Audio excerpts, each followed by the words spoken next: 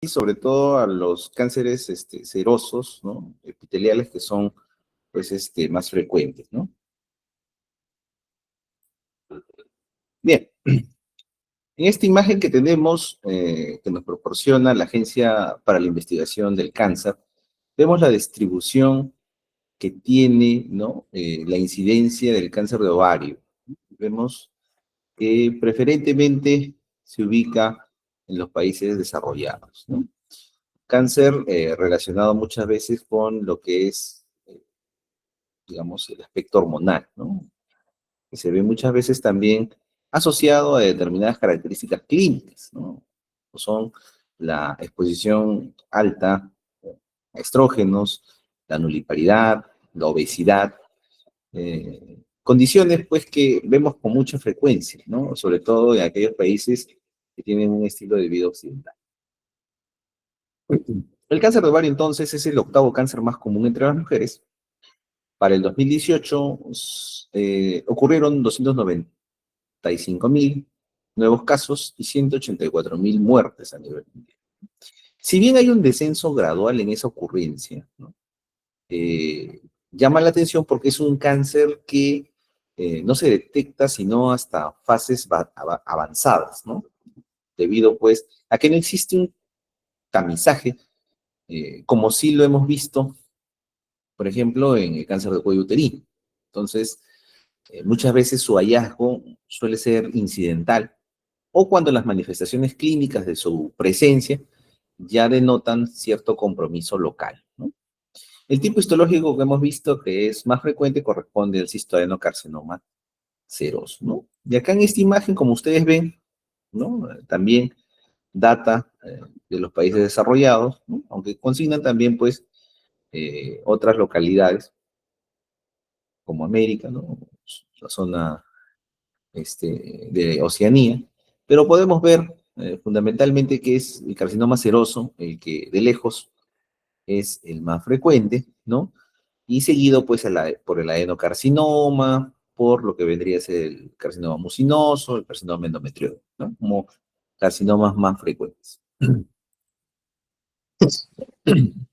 Dentro de las vías que, digamos, desencadenan, se asocian al origen del cáncer de ovario, se ha visto que hay ciertas, digamos, relaciones, ¿no? Por ejemplo, en los carcinomas serosos pobremente diferenciados, ¿no? Están asociados a un origen tubovárico, ¿no?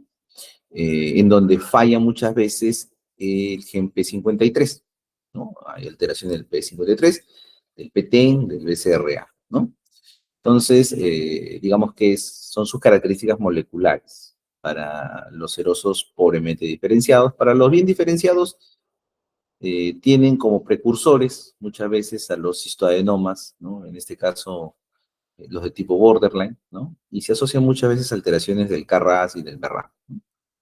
En el caso del endometrioide, están asociados muchas veces a cuadros de endometriosis, ¿no? Y tienen como precursor, pues, la tipia, que se gesta muchas veces en estos epitelios tópicos, ¿no?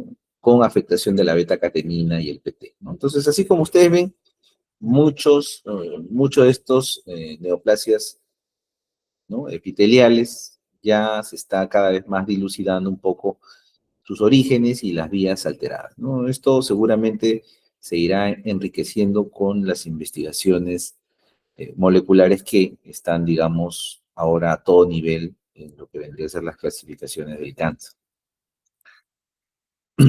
Acá tenemos una lista, ¿no?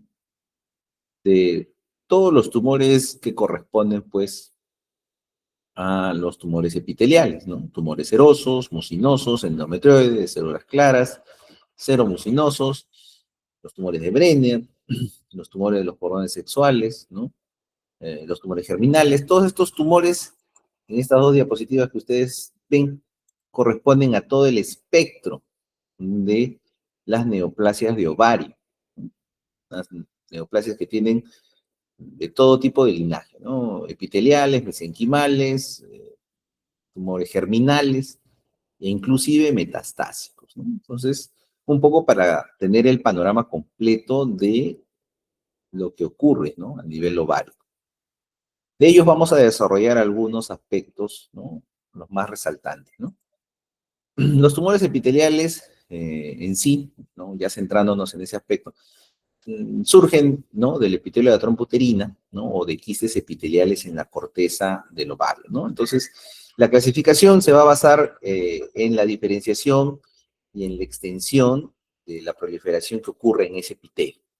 Así vamos a tener tres tipos principales, ¿no? Serosos, mucinosos y endometrioides. A su vez, podríamos tener tres, digamos, tipos, ¿no? Benignos, malignos y los borderline, ¿no? Que son, digamos, aquellos tumores que están en ese momento en el cual pues, pueden cambiar, ¿no? Están en el estado limítrofe. Pueden contener tanto áreas quísticas o fibrosas y pueden dividirse según su origen en el tipo 1 o en el tipo 2, ¿no? En el tipo 1, aquellos que son de bajo grado, y los de tipo 2, aquellos que son de alto grado. Entonces, dentro de los tumores epiteliales vamos a tener, pues, como hemos mencionado, los serosos, los mucinoides, endometrioides, de células claras, seromucinosos y los tumores de Brenner. Vamos a ir viendo algunos de ellos, ¿no? Desde los benignos hasta pasar a las contrapartes malignas, ¿no? Los histodenomas serosos son tumores de ovario benignos compuestos por epitelio tubovárico, ¿no? En cantidades variables de estroma, ¿no? Una forma predominantemente quística, como ustedes pueden ver en la imagen, ¿no? Una superficie de aspecto blanquecino, medio brillante. Hay un componente estromal también, que puede dar lugar a adenofibromas, ¿no? Y muchas veces se va a asociar pues con estas cavidades, ¿no? Son los quistes, ¿no? Los cistoadenofibromas. Los tumores epiteliales más comunes pues son los cistoadenomas serosos, ¿no? Y usualmente se les observa hasta en un 20% una distribución bilateral. La edad es, digamos, bastante amplia, el rango de aparición, sobre todo asociados a la edad reproductiva. Y como habíamos mencionado, como muchos de los tumores ováricos suelen encontrarse de manera incidental por condiciones varias, ¿no? Una paciente viene por alguna molestia a nivel del tracto reproductor y encuentran pues que hay un cistoadenoma seroso. O está pasando pues un examen médico eh, prevacacional, ¿no? Laboral y encuentran un cistoadenoma seroso, ¿no? Entonces, macroscópicamente, como hemos visto en la imagen, es un quiste de aspecto unilocular. Generalmente es unilocular, pero puede también presentarse multilocular, de paredes lisas, ¿no? Sin embargo, podemos encontrar algunas pequeñas áreas, ¿no? Un poco más engrosadas, cuando nosotros los vemos a la microscopía, ya tienen ciertas características, pero generalmente, pues, es una pared lisa, ¿no? Un estroma fibroso, ¿no? Puede estar presente áreas sólidas, ¿no? Componente fibromatoso, ¿no? O digamos, un área firme, ¿no? Hay ausencia de necrosis, eso es un aspecto que remarca lo que vendría a ser las características benignas de esta lesión, y a menos que se complique por el peso, que pueda desencadenar una torsión a nivel del anexo, ¿no? Y que ésta, pues, pueda infartarse y subsiguientemente, ¿no? Infectarse. Entonces, no suele darnos sintomatología. Microscópicamente vamos a ver una arquitectura simple, como podemos observar en la imagen, ¿no?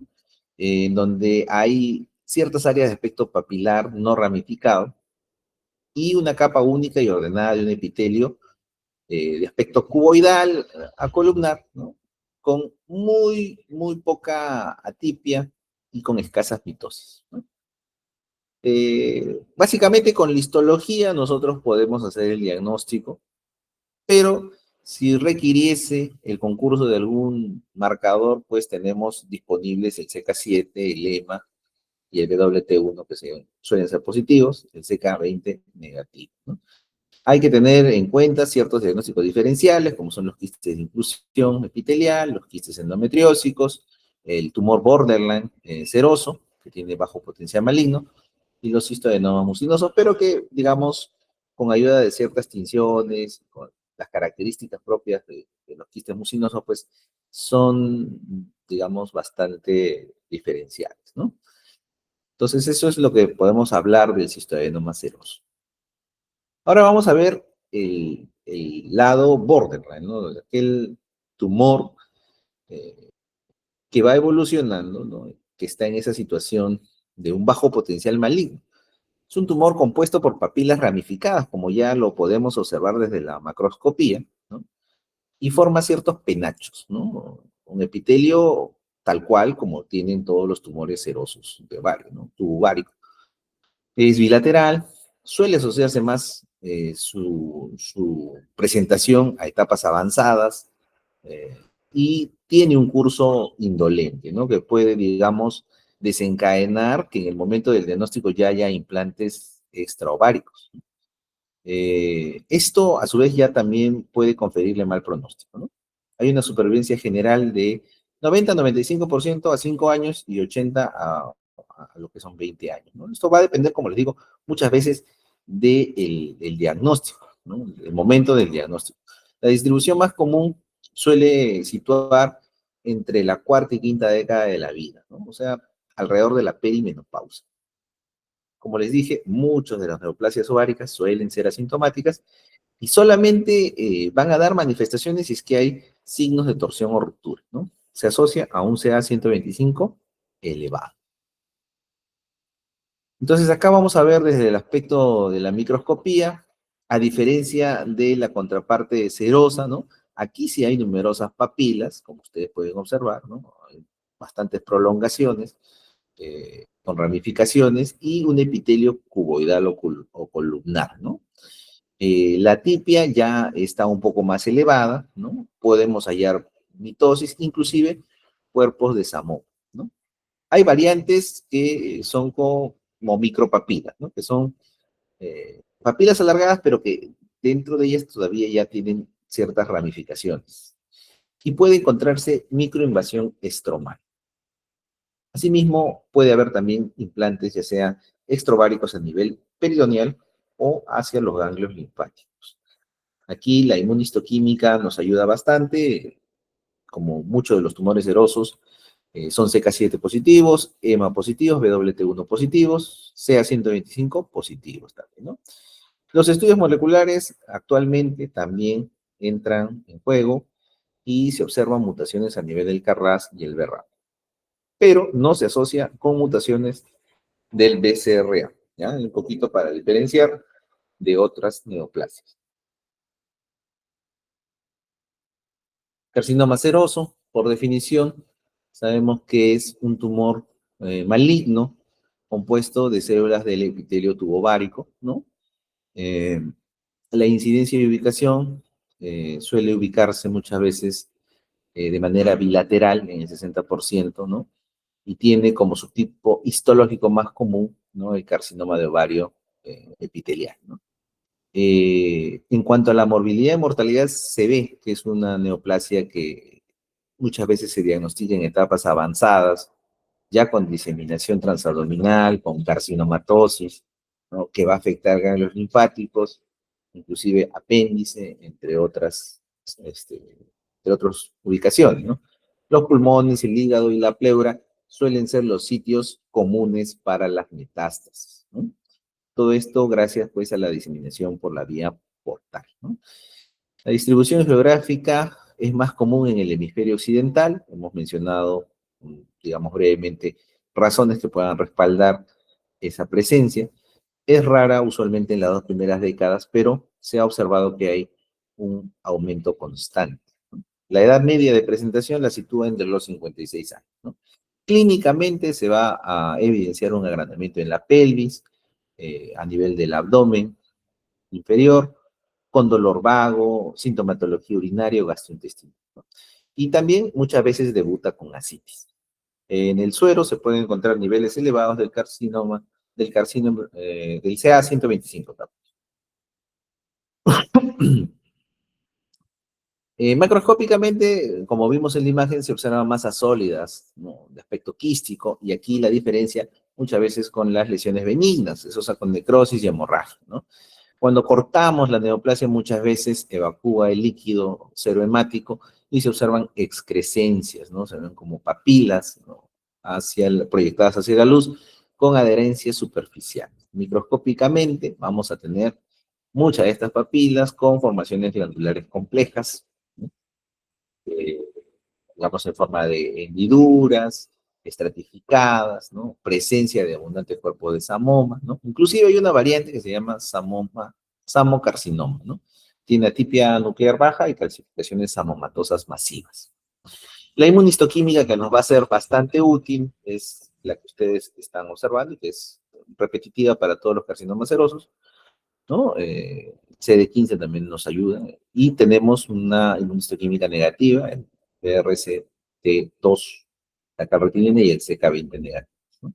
Los estudios moleculares arrojan que la presencia de mutaciones de KRAS y BRAF son asociadas a los carcinomas serosos de bajo grado, mientras que las mutaciones del P53 y las mutaciones del BCRA sí están asociadas con las presentaciones de alto grado. Acá vemos algunas figuras, ¿no? En donde podemos ver variedades de presentación a adenocarcinoma, ¿no? Seroso de bajo grado, ¿no? Con presencia pues, de estas papilas, y las variedades samocarcinoma, ¿no? Con numerosos cuerpos de samoma, como ustedes pueden observar en la imagen. Luego tenemos los cistoadenomas mucinosos, ¿no? Vamos a ver también las lesiones benignas, pasando pues por las lesiones limítrofes y las contrapartes malignas. En cuanto a las características del cistoadenoma mucinoso, va a ser un tumor benigno de tipo endocervical, derivado del epitelio mulleriano, ¿no? De tipo mucinoso, ¿no? La incidencia y ubicación es también un tumor muy común dentro de los mucinosos, 80%, y suele ser unilateral. En cuanto a las manifestaciones clínicas, son asintomáticos y solamente cuando hay complicaciones van a evidenciar dolor abdominal y sensación de masa, ¿no? La macroscopía, como podemos ver en esta imagen, ¿no? Es una masa que tiene, puede ser unilocular o multilocular, con variedades de presentación quística, a menudo de gran tamaño, más de 30 centímetros, ¿no? Y una cápsula lisa y bien revestida, ¿no? Con estos quistes. En la microscopía, como podemos ver en esta imagen, el epitelio suele ser columnar, ¿no? Un epitelio que tiene pues cierta semejanza con el epitelio endocervical o del tracto gastrointestinal superior, ¿no? Hay cierta estratificación mínima y como muchos de las neoplasias que son benignas, eh, tiene una tipia mínima. Dentro de los diagnósticos diferenciales, pues tenemos al cistoadenoma seroso y los tumores borderline mucinosos. Acá tenemos una imagen, fíjense, se ve pues como una masa, ¿no?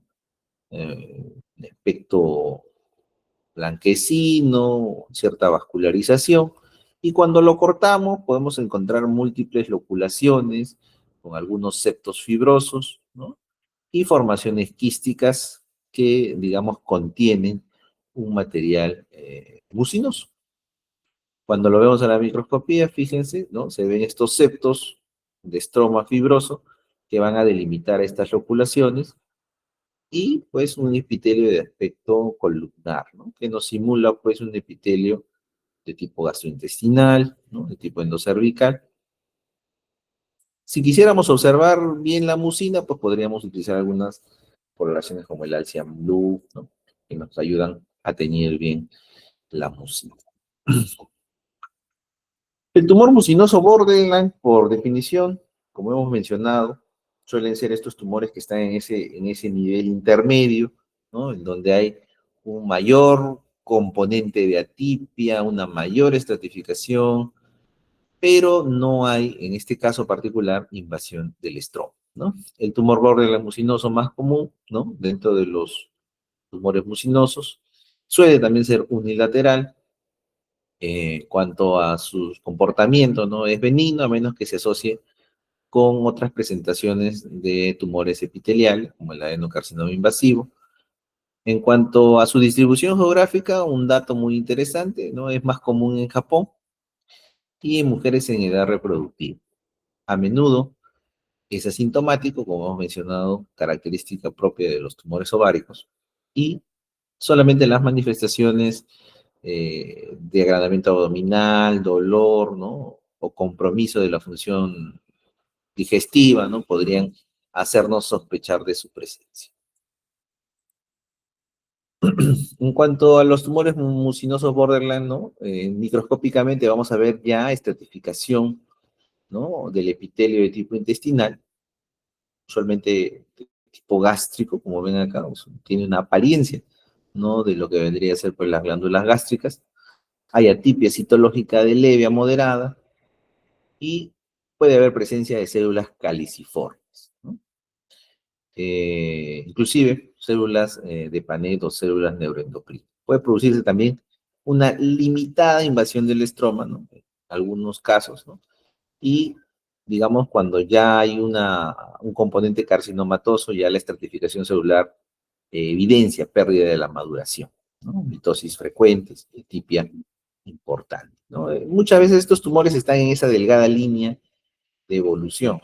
Entonces, pueden exhibir cuando, digamos, el comportamiento de esta neoplasia ya se está, digamos, develando como una neoplasia maligna ya propiamente, ¿no? Inmunistoquímica nos ayuda, es el CK7, el CK20 y el CEA, que son positivos, ¿no? En los estudios moleculares, las mutaciones del KRAS están presentes, pero no hay asociación con mutaciones en BCRA.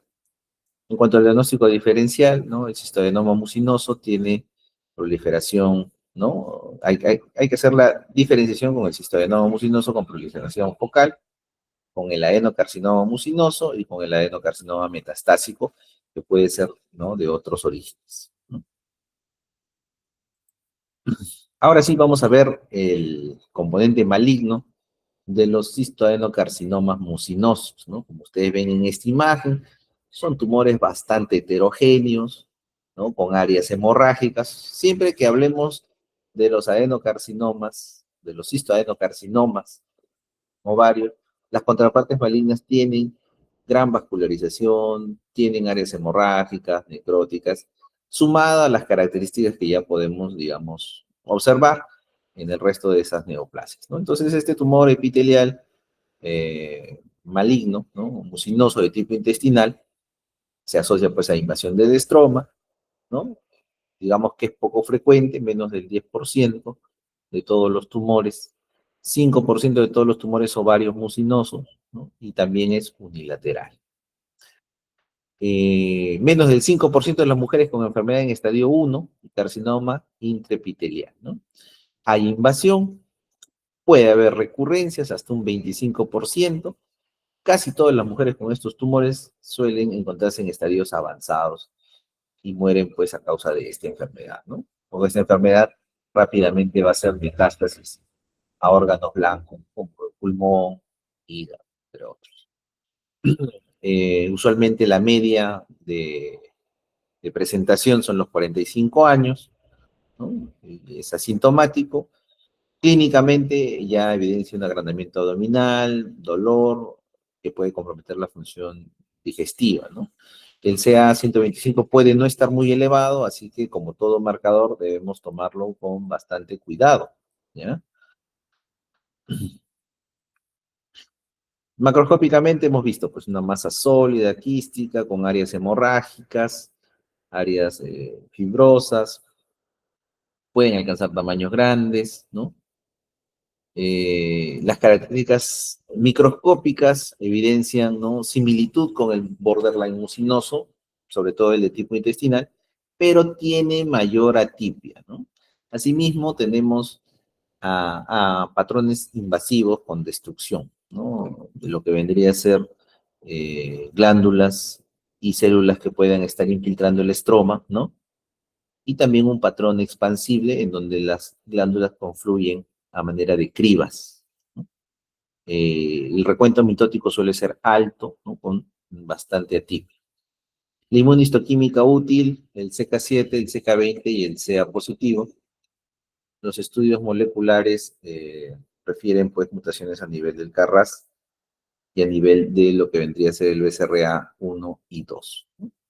El diagnóstico diferencial para estos histodenomas mucinosos, adenocarcinomas mucinosos, corresponden pues el adenocarcinoma metastásico, ¿no? y los tumores borderline mucinosos. Luego tenemos acá algunas variedades de presentación que pueden tener ciertas características mixtas, ¿no? Hay cistoadenomas, hay adenofibromas, cistoadenofibromas de tipo endometrioide, ¿no? Entonces, estos suelen ser tumores benignos que están compuestos de epitelio similar al epitelio glandular endometrial y con, digamos, asociado a un estroma fibroso. No se conoce mucho acerca de su incidencia, son poco frecuentes y de presentación unilateral. Macroscópicamente, los adenofibromas suelen ser sólidos con pequeños quistes y los cistoadenomas suelen ser quísticos, uniloculares, que macroscópicamente no los vamos a distinguir bien de los cistoadenomas serosos. En la microscopía ya sí las cosas cambian, el epitelio es de aspecto endometrioide y hay ausencia de estroma endometrial, ¿no? Eso es importante para el diagnóstico diferencial del quiste endometrioso. Hay atipia mínima, como muchas de las lesiones que son benignas. Los diagnósticos diferenciales incluyen endometriosis y los tumores borderline de tipo endometrioide. Ahora sí, vamos a ver al tumor endometrioide borderline, tumor también compuesto de glándulas endometriales, pero que suelen verse apiñadas, ¿no? Y a diferencia de lo que vendría a ser los carcinomas, carecen de invasión estromal. Raros, de presentación unilateral, y benignos a menos que se puedan asociar con componente adenocarcinoma invasivo. La edad de presentación, alrededor de la perimenopausia, entre los 46 y 55 años, y pueden coexistir con focos de hiperplasia endometrial o carcinoma endometrioide. Clínicamente van a manifestarse como masas pélvicas, pero el hallazgo suele ser en muchos casos de manera fortuita, ¿no? Incidental. El pronóstico suele ser favorable. Macroscópicamente suelen ser tumores en una superficie lisa, un tamaño promedio de 9 centímetros, ¿no? Generalmente suelen verse aspecto sólido, pero con algunos focos quísticos hemorrágicos, ¿no? Unilateral en la mayoría de los casos. Dos patrones de crecimiento tienen el adenofibromatoso y el intraquístico. El adenofibromatoso son las glándulas apiñadas entre sí, ¿no? De contornos irregulares con, digamos, una semejanza a una hiperplasia endometrial atípica, ¿no? Y los patrones intraquísticos, la proliferación epitelial es de tipo papilar, ¿no? Similar, pues, a lo que vendríamos en muchos de los tumores serosos, ¿no? Protruyen, pues, hacia el espacio quístico, ¿no? Formando, pues, un aspecto, como vemos aquí en esta imagen, ¿no? Papilar. Tenemos luego la parte maligna, ¿no? Vemos que de manera gradual hemos ido viendo cada uno de ellos, ¿no? El adenocarcinoma endometrioide es un carcinoma con histología tipo endometrioide muy similar a un primario de endometrio. La edad promedio son los 55 años, ¿no? Y representa el 10% de todos los carcinomas ováricos. La endometriosis es un factor de riesgo reconocido, se asocia a síndromes hereditarios como el síndrome de Lynch. Hay factores protectores para la aparición de este adenocarcinoma, una menopausia temprana, una ligadura tubárica y alta paridad, ¿no? O sea, tiempos de descanso o de oposición a los estrógenos. Hay factores de riesgo, por tanto, terapia hormonal, muchas veces las pacientes que usan terapia hormonal sustitutiva cuando termina, digamos, la edad reproductiva, historia familiar con cáncer de mama en primer grado, ¿no? Dentro de la patogénesis vemos que el 85 al 90% de los casos tienen en común focos de endometriosis. Las alteraciones moleculares más comunes que se ha observado involucran a la vía WNT beta-catenina, la vía PI3K y la vía MAPK. Clínicamente, los síntomas se van a relacionar al efecto de masa pélvica.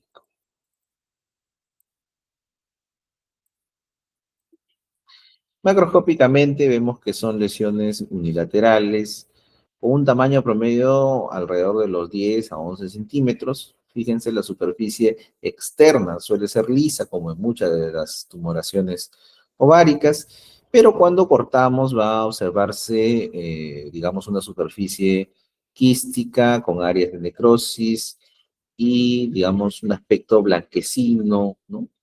Eh, digamos, asociado muchas veces a áreas hemorrágicas. Miren estos focos hemorrágicos presentes, ¿no?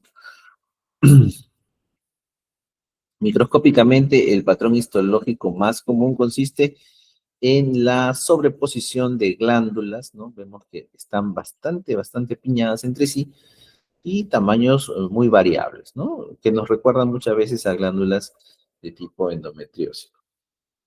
Eh, el borde luminal es glandular, ¿no? De aspecto liso, los núcleos redondeados a ovales, ¿no? Algunos tienen unas formas más alargadas, ¿no?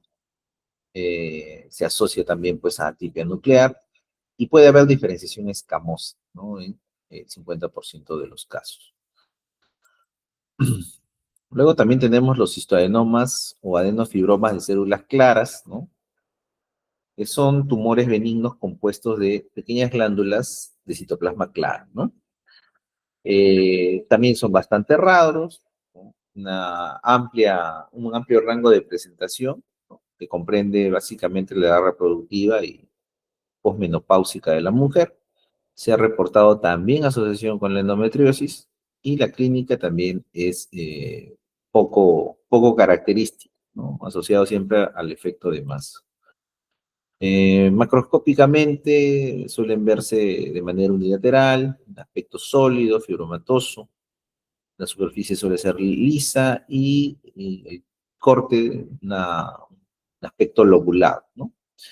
Los quistes pueden tener un tamaño variable, ¿no? De 3 centímetros hasta inclusive quistes bastante grandes, ¿no? De 20 centímetros.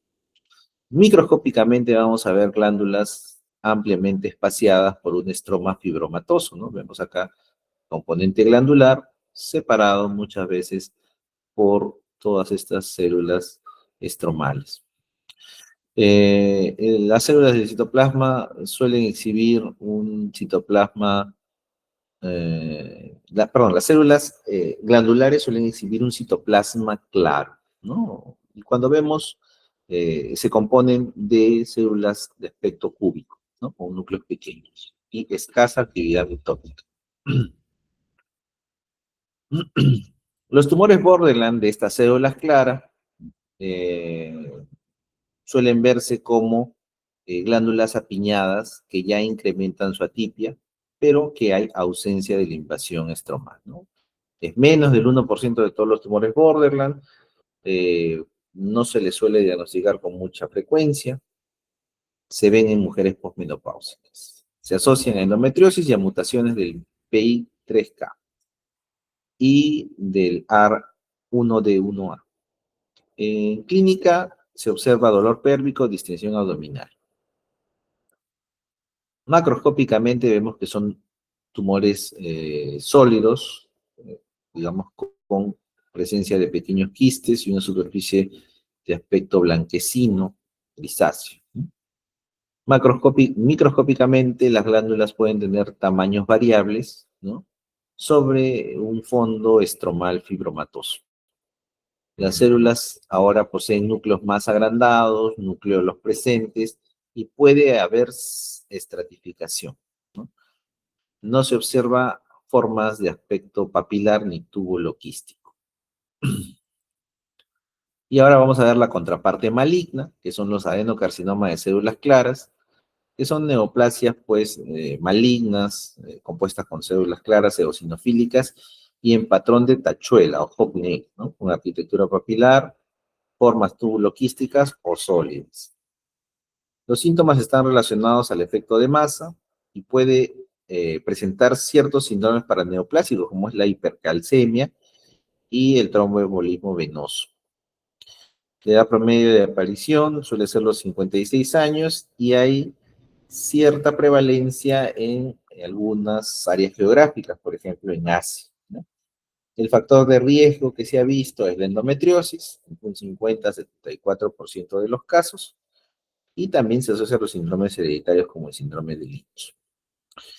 40-50% de las pacientes pueden presentar pérdida en la función del AR1D1A. Macroscópicamente, veamos, son tumores unilaterales al corte, una superficie quística con aspectos lobulados, ¿no? Material blanquecino amarillento. Microscópicamente vemos que hay una arquitectura de aspecto papilar, ¿no? Vemos acá presencia de papilas, de estas proyecciones hacia el interior, ¿no? Y las células cuboidales o en Hockney son estas prolongaciones a manera de tachuelas, ¿no? Que se quieren un poco como desprender del core estromal, ¿no? El estroma a su vez puede presentarse dialinizado, un aspecto mixoide, el núcleo es grande, ¿no? Monomórfico entre sí, ¿no? Contornos redondeados y con un nucleolo prominente, como estamos viendo. Varias de estas. En la inmunistoquímica nos resulta positivo el uso del PAX8, la napsina A y el HNF1B, y negativos el WT1 y los receptores para estrógenos. Acá, por ejemplo, tenemos más imágenes de este carcinoma de células claras, el patrón sólido, el patrón túbulo quístico, el patrón túbulo papilar y el patrón papilar. Fíjense cómo van cambiando las características. En el patrón sólido vemos quizás las formas más conocidas, ¿no? Un citoplasma claro, unos núcleos prominentes, ¿no? Y en el patrón túbulo quístico, estas formaciones de aspecto quístico con las prolongaciones de estas células a manera de Hockney, ¿no? También tenemos en lo que vendría a ser en los túbulos papilares, ¿no? La presencia, pues, de estas formaciones de aspecto tubular, pero que en su interior presentan esta disposición también en Hockney, ¿no? Y el patrón, pues, en este caso papilar, los cores de aspecto fibrovasculares, ¿no? Que sostienen a estas células epiteliales malignas. Bien, hasta ahí hemos visto todo lo que corresponden a los tumores serosos, mucinosos, ¿no? De ovario, ¿no? Y ahora vamos a ver lo que son los tumores de Brenner, ¿no? Los tumores de Brenner también tienen esa distribución, ¿no? Benigno, borderline y maligno. Entonces, el tumor de Brenner benigno es un tumor compuesto de epitelio transicional, lo que antes se conocía como epitelio transicional, ¿no? Que ahora se conoce como epitelio bilateral, dentro de un estroma denso fibromatoso. Usualmente son asintomáticos y su, digamos, diagnóstico es incidental. Se presentan ya en pacientes de edad, digamos, un poco más avanzada, entre la quinta y la séptima década de la vida, y su etiología es desconocida, pero se le está relacionando con, digamos, eh, los orígenes de los restos del epitelio de Waltham o nidos metaplásicos de epitelio transicional ubicados en el tejido parovárico, ¿no? Pero todavía eso está en estudio. La mayoría son pequeños, ¿no? Macroscópicamente, pero pueden variar entre 2 hasta 20 centímetros, ¿no? Cuando los cortamos, suele evidenciarse áreas con pequeños quistes, ¿no? Microscópicamente vemos que presentan nidos sólidos de aspecto quístico, ¿no? Con epitelio transicional, como ustedes pueden reconocer acá, ¿no? Abundante estroma fibromatoso y en algunos casos tienden a calcificarse, ¿no? En el 50% de los casos que cuando vemos hacer nuestras coloraciones lo vamos a ver áreas, ¿no? Un poco, unas tinciones medio basófilas, ¿no? 25% van a estar asociados a citoadenomas mucinosos, citoadenomas serosos o quistes remoides, lo que determina que puede presentarse concomitantemente con otras lesiones. La variedad borderline de este mismo tumor de Brenner, ¿no?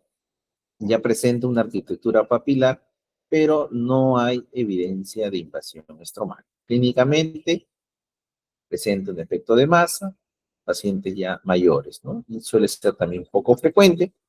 Macroscópicamente, unos tumores de más o menos unos 12 centímetros de diámetro, con una formación quística y masas papilares proyectándose hacia la luz, ¿no? Entonces, igual se ve un epitelio de aspecto, ¿no? Urotelial, con células uniformes, núcleos alargados, ¿no? Hay moderado nivel de atipia. Puede asociarse también a áreas metaplásicas, ¿no? Y la actividad metótica va a estar incrementada respecto al tumor de Brenner benigno, ¿no? Sin embargo, no hay evidencia de invasión estromal hasta aquí. Y luego vemos la contraparte maligna, ¿no? Carcinoma ovárico semejante a un carcinoma urotelial invasivo asociado con, digamos, un Brenner benigno o un borderline, ¿no? O evolución que ocurre con estos tumores. La edad de presentación la sitúa en mujeres por encima de los 50 años, masa, dolor abdominal y sangrado vaginal, ¿no? Vemos acá macroscópicamente cómo se ven, tumores de aspecto, ¿no? Irregular, parecen áreas lobuladas, ¿no? Color blanquecino. Fíjense, también tienen áreas sólidas, como ven acá, y áreas quísticas, ¿no? Microscópicamente hay presencia de papilas con tallos gruesos, ¿no? Que se proyectan hacia los espacios quísticos. Hay diferenciación escamosa o mucinosa y podemos también coexistir áreas de tumor de Brenner benigno o border, ¿no? La inmunistoquímica que nos es útil es el CK7, el CA125, el EMA, el CA y el WT1. Ahora vamos a pasar a otro tipo de tumores, los tumores de los cordones sexuales, ¿no? Ya dejamos los tumores epiteliales y vamos a ver rapidito los tumores estromales de los cordones sexuales, que son neoplasias ováricas que se derivan ahora del estroma, provienen de los cordones sexuales, de las gónadas embrionarias, ¿no? Del mesénquima gonadal, eh, y los tumores también pueden surgir que se parecen a estos tipos celulares, ¿no? Tienen una naturaleza endocrina de estas células y estos tumores pueden ser feminizantes o masculinizantes, ¿no? Dada esa naturaleza, ¿no? Fíjense, acá tenemos, conforme a la clasificación de los cánceres ováricos, los tumores estromales involucran pues los fibromas, los tecomas, ¿no? Los tumores de células de Leydig, ¿no? Los fibrosarcomas, tumores de la granulosa, de célula de Sertoli, ¿no? Una gran variedad de tumores. Vamos a mencionar algunos de ellos, nada más para fines académicos, didácticos. Primero de ellos será el fibroma, ¿no? Un tumor fibromatoso benigno de celularidad variable, ¿no? Compuesto por células productoras de colágeno, de aspecto fusiforme, ovalado, más o menos involucra menos del 10% de los tumores ováricos primarios, se pueden asociar con el síndrome de Gorlin, ustedes se acuerdan del síndrome de Gorlin, síndrome que se relaciona pues con los carcinomas vasocelulares, ¿no? Afectaciones a nivel del sistema nervioso, endocrino, entre otros, ¿no? Pueden presentar torsión secundaria, ¿no? La edad y distribución, más o menos la quinta década. En pacientes más jóvenes se ve siempre que estén asociados con el síndrome de Gorlin, clínicamente una masa pélvica, dolor abdominal, ascitis, ¿no? Aumento de los niveles séricos de CA125, puede asociarse también con el síndrome de Meigs, en el 1% de los pacientes, con presencia de ascitis, derrame pleural, y como hemos dicho, ¿no? Se asocia con el síndrome de Gorlin, que es un síndrome de nebus de células basales, ¿no? Hereditario. Macroscópicamente, tumores sólidos, más o menos 6 centímetros de diámetro, puede ser un poquito más, aspecto blanquecino. Algunos pueden evidenciar algunos pequeños cambios quísticos. Microscópicamente se ve una distribución de células fusiformes en un patrón estoriforme, ¿no? De aspecto arremolinado, con producción de colágeno variable, ¿no? Hay dos variantes, la variedad celular, celularidad similar a un tumor de células de la granulosa, y son, digamos, la variante mitóticamente activa, con promedio de 6 a 7 mitosis por 10 campos de alto poder. La inmunistoquímica útil para el diagnóstico de este tumor, ¿no? Es la vimentina y lactina, que suelen ser positivos, y la desmina y el CD10 negativos. Los tecomas son tumores estrobales ováricos compuestos de células que semejan a la teca, ¿no? Clínicamente, son tumores que pueden producir manifestaciones hormonales, que sean tanto estrogénicas o androgénicas, y puede verse asociado a lesiones proliferativas del endometrio. La edad promedio, cerca de la sexta década de vida.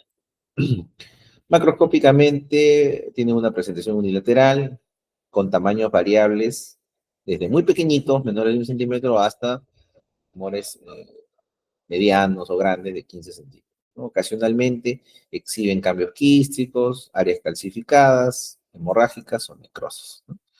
Microscópicamente vamos a ver agregado de células redondeadas, como vemos acá, ¿no? Eh, Alternando con células que son fusiformes, ¿no? No sé si pueden distinguir acá algunas que son fusiformes, que están rodeando, otras que tienen una distribución más redondeada. Las células de la teca con abundante citoplasma de aspecto vacuolado, núcleo redondo u oval, con mínima tipia, ¿no? Y raras figuras mitóticas. La inmunistoquímica útil, inhibina, calretinina, el CD10 y la vimentina positivos nos van a ayudar para diagnosticar los tecomas. Tenemos el tumor de células de la granulosa de tipo adulto, un tumor compuesto por células de la granulosa dispuestos en diferentes patrones de asociación, ¿no? Asociado pues a fibroblastos y células de la teca, ¿no? Mujeres en la etapa de la perimenopausia que puedan presentar sangrado vaginal y dolor abdominal, ¿no? Tiende a hacer recurrencias y puede asociarse a neoplasias endometriales. Acá vemos macroscópicamente, son tumores bastante heterogéneos, muy hemorrágicos, con áreas de necrosis, ¿no? Como ustedes pueden ver, ¿no? Son bastante, un aspecto bastante mixto que puede presentar, ¿no? Un tamaño entre 10 a 12 centímetros. Y microscópicamente vamos a ver una gran proliferación de células de la granulosa en un fondo fibrotecomatoso, ¿no? Hay patrones, ya sea el difuso, trabecular, microfolicular, mínima tipia y baja actividad mitótica. Aquí también la inhibina, la calretinina nos suelen ayudar. Adicionalmente el CD99, el CD56 y la vimentina. Vamos a ver el tumor de células de la granulosa de tipo juvenil, porque el que habíamos visto anteriormente era el tipo adulto. El juvenil son tumores de cordones sexuales compuestos por células de la granulosa aparentemente primitivas, creciendo en patrones de aspecto sólido y folicular. Se asocia a manifestaciones estrogénicas, ¿no? Pseudo pubertad precoz, ¿no? Trastornos menstruales y síntomas relacionados al efecto de masa, ¿no? A diferencia de células de la granulosa del adulto, ¿no? Que se veía más o menos entre la quinta, sexta década, esta se va a ver en las primeras 3 décadas de la vida. Fíjense la edad de promedio, ¿no? La pubertad, los 13 años, 6% en niñas menores de 1 año, 3% en adultas y 5% de todos los tumores que componen las células de la granulosa. El estadiaje es el factor pronóstico más importante. Se ha visto una sobrevida de más del 90% si es que es diagnosticado en el estadio 1A. Tumor de la célula granulosa, macroscópicamente se ven casi en su totalidad unilaterales, tamaño entre 12 centímetros, un aspecto sólido, con áreas quísticas, ¿no? Variables en tamaño. Puede asociarse también a necrosis y hemorragia, ¿no? Y cuando lo cortamos, una coloración amarillenta, ¿no? Microscópicamente se va a ver una arquitectura de aspecto nodular. Fíjense las formaciones nodulares, ¿no? Separadas por unos septos de aspecto fibrovascular, ¿no? Que tienen células de la granulosa con moderada o abundante citoplasma eosinofílico, ¿no? Hay atipia variable y mayor actividad mitótica comparada con la del adulto. También aquí la inhibina y la calretinina van a ser positivos, pero podemos utilizar también otros marcadores, ¿no? El WT1, el CD10, el S100, la actina, entre otros. Tenemos también las células de Sertoli, tumor de la célula de Sertoli, otro tumor de células de cordones sexuales, con proliferación de túbulos sólidos o huecos compuestos por células de Sertoli, ¿no? Son poco frecuentes, se observan en mujeres en edad reproductiva, síntomas no específicos, distensión y dolor abdominal. Fíjense, como en otros tumores que comprometen el ovario, pueden asociarse a síndromes heredados, ¿no? Como el síndrome de Peutz-Jeghers, ¿no? La mayoría son clínicamente benignos y el tratamiento de elección incluye una salpingo-oforectomía unilateral, ¿no? Macroscópicamente, hemos dicho, son unilaterales, tamaño promedio 9 centímetros, superficie de corta, como ustedes están observando, se ve de aspecto lobulado, ¿no? Amarillento, con áreas hemorrágicas, ¿no? Y necróticas. Microscópicamente, estos tumores están delineados por células columnares acuboidales, fíjense, si vemos cada una de estas estructuras tubulares, ¿no? Tienen un epitelio cuboidal, leve atipia citológica, baja actividad mitótica, menos de 4 mitosis en 10 campos de alto poder, parénquima ovárico que lo rodea está bien demarcado, ¿no? Tenemos el tumor de Sertoli-Leydig, tumores compuestos de células de Sertoli, mostrando grados variables de diferenciación, ¿no? Clínica no es específica, con muchos de los tumores ováricos. Un tercio de las pacientes puede manifestar, ¿no? Digamos, cierta actividad androgénica, ¿no? Asociado pues a mayor pilosidad, a mayor acné, entre otras características, ¿no? Edad promedio, 25 años, 12% de ellos son clínicamente malignos y representan menos del 1% de las neoplasias ováricas, ¿no? Fíjense, macroscópicamente, tamaño de mediano a grande, 15 centímetros, superficie de corte, no lo cortamos, aspecto lobular, ¿no? Con áreas amarillentas, sólidas, ¿no? Hemorragia y necrosis, ¿no? Ciertos septos fibrosos, ¿no? Y microscópicamente se observan hasta 3 categorías, ¿no? Por ejemplo, el bien diferenciado, túbulos abiertos o cerrados, sin una gran atipia, ¿no? Luego tenemos también característico un estroma fibroso que contiene las células de Leydig, ya sea en forma de nidos o cordones, ¿no? Luego tenemos el moderadamente diferenciado, en donde los lóbulos de la célula de Sertoli pueden estar en un patrón difuso, ¿no? O con túbulos ya no tan bien estructurados, ¿no? Aquí las células de Leydig van a observarse en la periferia de estos lóbulos, ¿no? Y el poco diferenciado, células de Sertoli poco diferenciadas en un patrón difuso o sarcomatoide, con escasa o ausencia de estas células de Leydig. Los tumores de células de Leydig, ¿no? Son tumores de células esteroideas caracterizados por la presencia de los cristales de Reinke, ¿no? Localizados a nivel del hilio ovárico, las manifestaciones suelen ser androgénicas, ¿no? Y raramente manifestaciones estrogénicas. La edad promedio de presentación, los 58 años, usualmente de curso benigno, con un tratamiento que incluye una oforectomía unilateral, perdón. Acá vemos macroscópicamente un tumor de células de Leydig, ¿no? Fíjense, es un tumor unilateral, centradas en un hilio ovárico, ¿no? Una superficie blanda, de aspecto lobular, también amarillenta, ¿no? Con algunas áreas hemorrágicas. Y aquí vemos una microscopía, proliferación difusa a manera de lóbulos, ¿no? Ustedes están observando ahí. Las paredes, los vasos sanguíneos son reemplazados pues por fibrina. Los cristales de Reinke y el pigmento lipocromo, ¿no? Está presente. Hay mitosis también poco frecuentes, ¿no?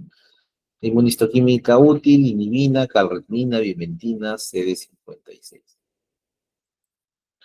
Tenemos los tumores de células germinales, que constituyen entre el 15 al 20% de los tumores ováricos, y la mayoría suelen ser teratomas quísticos, ¿no? Parecen a los tumores de células germinales del testículo masculino porque tienen un origen similar, ¿no? Vamos a ver estos tumores de células germinales, ¿no? De acuerdo a la clasificación, ¿no?, de las neoplasias de ovario, incluyen el teratoma benigno, el teratoma inmaduro, el diskerminoma, el tumor de saco de Yol, el carcinoma embrionario, el coriocarcinoma, entre otros, ¿no? Vamos a ver algunos de ellos que son importantes dentro de las presentaciones clínicas, ¿no? El teratoma maduro, un tumor de células germinales benigno, ¿ya? Acordémonos de eso, derivado de las tres capas germinales, ¿no? Entre el 20 y el 40% de todos los tumores ováricos, 95% de los tumores germinales, la clínica, 50% suelen ser asintomáticos, y los que son sintomáticos, ya saben, dolor abdominal y pueden, en algunos casos, asociarse a sangrado anormal, ¿no? La edad de presentación va desde los 20 a 40 años, ¿no? Dentro de la etapa fértil de la mujer. Pronóstico, la sobrevida es al 100%, ¿no? El tratamiento es una quistectomía que muchas veces se asocia pues a torsión, ¿no? A torsión que da manifestaciones de un abdomen agudo, ¿no? En algunos casos, sobre todo en las mujeres mayores, la salpingoforectomía también, digamos, podría considerarse. El teratoma macroscópicamente quizás es uno de los más llamativos que hemos visto dentro de la macroscopía, ¿no? Porque es un tumor más o menos mediano, ¿no? De 10 centímetros, pero cuando lo cortamos es donde nos llevamos las impresiones más notables, ¿no? Es un material sebáceo, ustedes pueden observar, grasa, ¿no? Con abundante pilosidad. Y muchas veces cuando lo cortamos también nos topamos con áreas que son muy duras, ¿no? Pueden exhibir presencia de hueso o formaciones dentarias, ¿ya? Entonces eso definitivamente pues es una de las características más resaltantes de los teratomas maduros, que aquí prácticamente la macroscopía es la que es el diagnóstico, ¿no? El 10% son bilaterales. Pero como nosotros tenemos la obligación de encontrar pues las tres capas germinales, pues hacemos el estudio histológico en donde vamos a ver muchas veces componentes de cartílago, de epitelio, de tejido nervioso, tejido adiposo, eh, óseo inclusive, ¿no? Que a veces tenemos que descalcificar para poder cortarlo, ¿no? Entonces, eso es lo que incluye, pues, microscópicamente el teratoma, ¿no? Maduro. Y así como hay un teratoma maduro, también hay un teratoma inmaduro. Es un tumor de células germinales con variable cantidad de tejido, ¿no? Inmaduro, asociado, pues, a elementos maduros. Por eso es la obligación, en el anterior, de encontrar las tres líneas germinales, ¿no? Encontramos las tres, ya estamos más tranquilos, ¿no? Es el tercer tumor más frecuente de células germinales malignas, 3% de todos los teratomas ováricos, ¿no? O sea, de todos los teratomas que saquemos, el 3% son inmaduros. Masa abdominal dolorosa y más común en las primeras 2 décadas de vida. Eso es lo que le configura también cierta, cierta importancia clínica, ¿no? Encontrarlo a más temprana edad, ¿no? Puede ser riesgo de que sea inmaduro, ¿no? Macroscópicamente, el 50% de los casos se presentan como un tumor grande, ¿no? Vean acá, tumor bastante grande, una superficie de corte de aspecto carnoso, ¿no? Tiene pues áreas hemorrágicas, lobulares, quísticas, ¿no? Bastante mixto y heterogéneo, ¿no? Necrosis, entre otros. Microscópicamente hay variable mixtura de tejido maduro e inmaduro de las tres capas germinales, ¿no? Ahí, por ejemplo, estamos viendo ciertas áreas que componen rosetas, ¿no? Estas formaciones de tejido neuroepitelial, ¿no? Sobre un fondo de glía. Luego tenemos el disgerminoma. El disgerminoma es un tumor maligno de células germinales también que se asemejan a las células germinales primordiales, ¿no? Es un tumor maligno de células germinales más frecuente, 50% de todos ellos. 1% de todos los tumores malignos ováricos, la distribución suele consignar entre la segunda y tercera década de la vida, ¿no? 10 a 20% de esos diagnósticos pueden ocurrir durante el embarazo. Clínicamente es una masa de crecimiento rápido, rara vez da manifestaciones estrogénicas y, bueno, podría, digamos, comprometer a la alfa-HCG. Los niveles séricos de lactato deshidrogenasa y fosfatasa alcalina placentaria también pueden estar elevados, la alfa-fetoproteína, sin embargo, dentro de los límites normales, ¿no? Puede ocurrir en pacientes que tienen disgenesias gonadales, ¿no? Entonces, ojo con los pacientitos que ya tienen problemas, como quien dice, ¿no? Ya congénitos, en ellos hay que estar, digamos, más atento de la presencia de este tipo de lesiones. Macroscópicamente, el tamaño promedio va cerca de los 15 centímetros, una superficie de corte, como muchos de los tumores terminales, ¿no? Un aspecto carnoso, lobulado, ¿no? Amarillento, de 10 a 15% pueden tener una presentación bilateral. Microscópicamente vamos a ver sábanas, sonidos, ¿no? Formaciones en cordones, y las células suelen exhibir un patrón monomórfico, ¿no? Con un citoplasma granular, bordes bien delimitados, si lo queremos ver, los bordes de las células. Los núcleos suelen ser grandes, ¿no? Una cromatina gruesa y un núcleo prominente, ¿no? Gran actividad mitótica. Puede haber también células de sincitio trofoblasto, ¿no? Inmunistoquímica que nos ayuda, ¿no? Hay abundante glucógeno intracitoplasmático, entonces con una coloración de paz que es histoquímica, pues nos ayuda bastante. También la fosfatasa alcalina placentaria, el OC4 y el CD117, ¿no? Puede haber una positividad hasta en un 30% a una citoqueratina. El coriocarcinoma es un tumor de células germinales también altamente maligno de origen no gestacional, ¿no? Que muestra diferenciación trofoblástica extraembrionaria, 1% de todos los tumores malignos actualmente en mujeres jóvenes, ¿no? Esa es otra de las características que afectan, ¿no? Pacientes en la posadolescencia, ¿no? Características clínicas, masa abdominal o pélvica de rápido crecimiento con beta-HCG elevado, ¿no? Cambios en el ciclo menstrual, signos y síntomas de pseudoembarazo y hemoperitoneo secundario, ¿no? Porque este tumor rápidamente tiende a diseminarse. Es rápidamente fatal, alta frecuencia de metástasis a distancia, sobre todo pulmones y cerebro, ¿no? Tratamiento incluye una salpingoforectomía unilateral seguida de quimioterapia, ¿no? Bleomicina, etoposide, cisplatino. Los niveles de beta-HCG nos van a ser útiles para monitorizar recurrencias, ¿no? Cuando lo vemos, es un tumor grande, sólido, hemorrágico, porque tiene un crecimiento muy, muy rápido, ¿no? Vean las áreas de necrosis, ¿no? Extensas que tiene este tumor, ¿no? Microscópicamente hay células trofoblásticas de espectro mononuclear y células multinucleadas in situ trofoblásticas, ¿no? ¿Acompañadas de qué? De áreas extensas de hemorragia y necrosis, ¿no? La inmunistoquímica útil para este casito, un CK positivo en las células neoplásicas, una beta-HCG inhibina, sobre todo en el componente de sincitio trofoblástico, y un HPL e inhibina en el trofoblasto intermedio. Luego tenemos otros tumores que hemos visto que son los tumores mesenquimales, ¿no? Que, digamos, componen, pues, varios de los componentes que pueden involucrar al estroma, ¿no? Solo para su conocimiento.